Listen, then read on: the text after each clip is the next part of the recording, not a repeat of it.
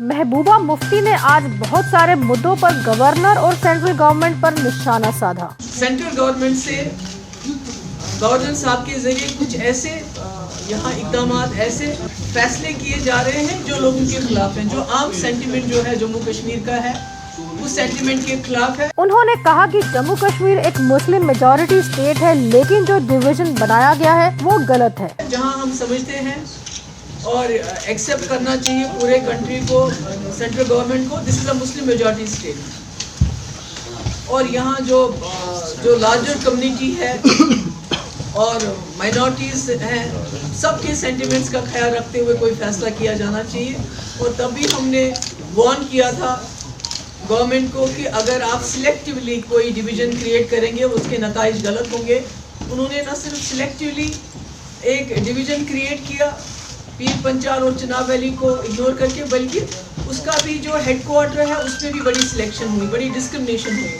करगिल के लिए लेह शायद श्रीनगर से ज़्यादा दूर है और एक ज़माने में इसका जो है एडमिनिस्ट्रेटिव यूनिट जो था वो रोटेशन पे होता था 1992 में। उन्होंने कहा कि चिनाब वैली, पीर पंजाल, कारगिल को बिल्कुल इग्नोर किया गया है। सड़कों पे आने के लिए इस तरह मजबूर करेंगे अगर गवर्नर साहब जो है होश के नाखून ना ले और मरकजी सरकार जो उनसे काम करवाती है वो भी ये ना सोचे कि अगर हमने डिवीज़न दिया है इसका रोटेशन में कारगिल में हेडक्वार्टर होना चाहिए और पीर पंजाल को भी डिवीज़न मिलना चाहिए और चिनाब वैली को भी मिलना चाहिए। अब आप ये लोग बोलेंगे अपने टाइम में क्यों नहीं किया? हमने अपने टाइम में इसलिए नहीं किया कि हमारी बीजेपी के साथ अलायंस थी, हमारे पास अपनी मेजॉरिटी नहीं थी। और जो बीजेपी फॉरेस्ट एक्ट हमें लाने नहीं दिया उन्होंने, जबकि पूरे कंट्री में है, उन्होंने लद्दाख के हक में तो थे वो डिवीज़न क्रिएट किया जाए, मगर पीर पंजाल और चिनाब के हक में, इसलिए हमने लद्दाख का भी उस वक्त नहीं क्रिएट किया।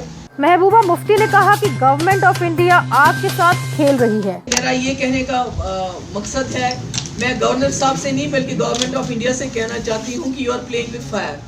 आप आग के साथ खेल रहे हैं। इस किस्म का जो आप डिवीज़न करने की कोशिश कर रहे हैं, अगर आपने कश्मीर डिवीज़न से एक डिवीज़न अलहदा किया, लद्दाख डिवीज़न बनाया, एक तो उसमें कारगिल में बाज़ाब्ता रोटेशन में वहाँ हेडक्वार्टर होना चाहिए, दूसरा पीर पंजाल और चिनाब डिवीज़न भी क्रिएट होना चाहिए, नहीं तो वहाँ भी इसी किस्म की एजिटेशन हो सकती है। उन्होंने कहा कि सेंट्रल गवर्नमेंट का कोई हिडन एजेंडा है और वो जम्मू कश्मीर के मुसलमानों को बांट रही है, जैसे कि शिया, सुन्नी, कश्मीरी, पंजाबी, गुज्जर, पहाड़ी आदि। अदरवाइज इसका मतलब ये होगा कि आपका कोई हिडन एजेंडा है जिसके तहत आप जो कश्मीर के, जो जम्मू कश्मीर के जो मुसलमान हैं उनको कहीं ना कहीं आप डिसएम्पावर करना चाहते हैं, उनको आप अलग अलग हिस्सों में बांटना चाहते हैं, उनको आप टुकड़ों में बांटना चाहते हैं, शिया सुन्नी करना चाहते हैं, कश्मीरी पंजाबी करना चाहते हैं, जो आपके गुजर पहाड़ी करना चाहते हैं। You are trying to break the Muslim majority character of the state. ये हम नहीं होने देंगे। इसका ऑलरेडी यहाँ हालात बहुत ख़राब हैं। अगर इस किस्म की पॉलिसी गवर्नमेंट ऑफ इंडिया की कोशिश करेंगे, यहाँ वो कामयाब नहीं होंगे, बल्कि इसके नताइज बहुत गलत होंगे। महबूबा मुफ्ती ने सेंट्रल गवर्नमेंट पर निशाना साधते हुए कहा कि वो स्ट्रैंडेड पैसेंजर्स के लिए कुछ नहीं कर रही। ख़ास तौर से जो सिख कम्युनिटी हमारे भाई हैं जिन्होंने वहाँ लंगर का इंतज़ाम किया, मैं उनकी बहुत शुक्रगुजार हूँ। यहाँ इसी तरह काजीगुंड में हमारे जो कश्मीरी भाई हैं उन्होंने जो स्ट्रैंडेड पैसेंजर्स हैं उनके खाने पीने का इंतज़ाम किया। मगर जो सरकार की तरफ से जो इसमें पहल होनी चाहिए, जो जिस तरह से हमारे वक्त में जब कहीं पैसेंजर फंस जाते थे जम्मू में तो हम उनको बिना शोर मचाए हम उनको यहाँ एयरलिफ्ट करते थे और यहाँ के वालों को वहाँ करते थे। तो मैं उम्मीद करती हूँ कि जो परसों उसको कंटिन्यू किया जाएगा और उनको यहाँ लाया जाएगा। इसके अलावा उन्होंने कहा कि चिनाब वैली जो सबको बिजली देती है, आज वो खुद ही बिजली से महरूम है। चिनाब वैली जो हमें पूरी बिजली देती है, पिछले 8-10 दिन से वो बिजली के बगैर है, तो कोई पूछताछ नहीं, कोई कुछ नहीं। तो मेरा ये है कि कश्मीर के भी कई ऐसे एरियाज़ हैं जहाँ बिजली नहीं है। पहलगाम के इलाके हैं, जितने भी हमारे कुपवारा के दूर दराज इलाके हैं, डिस्ट्रिक्ट अनंतनाग में है, पुलवामा में है, गांदरबल में है, बानीपुर में है, जो इलाके जब से बर्फ़ गिरी है बिल्कुल बिजली से कट ऑफ है। तो मैं गवर्नमेंट से ये कहना चाहती हूँ कि जो आपकी प्रायोरिटीज़ हैं गलत हैं। आपकी प्रायोरिटी ये होनी चाहिए जो हमारे खाना बदोश लोग हैं, जो अभी भी दरबदर हैं, जिनको आज तक इतने साल हो गए हमें आज़ाद हुए, उनको अभी तक लैंड राइट्स नहीं मिले हैं, وہ گورنر صاحب کی اور سینٹرل گورنمنٹ کی پریورٹی ہونی چاہیے تھی کہ ان کو لینڈ رائٹس دیں، وہ نہیں کر رہے ہیں۔ محبوبہ مفتی نے کہا کہ انڈس واٹر ٹریٹی کی وجہ سے جموں کشمیر کو کافی نقصان ہوا ہے۔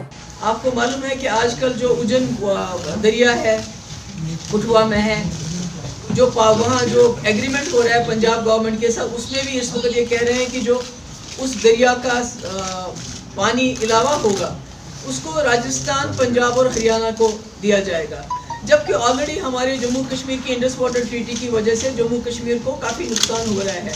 ہم نہیں چاہتے تھے کہ وہ ٹریٹی کبھی ختم ہو جائے، پر ہم چاہتے تھے اس کا جو ہے خمیازہ کمپنسیشن گورنمنٹ آف انڈیا کرے۔